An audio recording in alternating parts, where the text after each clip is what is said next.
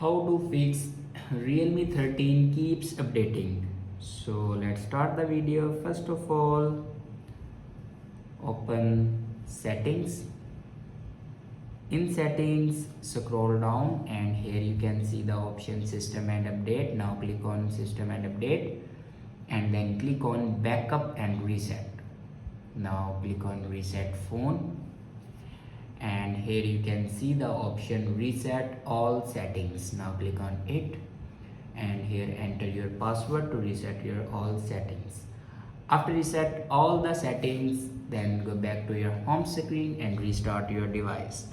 For restart your device, press and hold power button and swipe up to restart your device. After doing these steps, your problem will be fixed. I hope this video is helpful for you. Thanks for watching.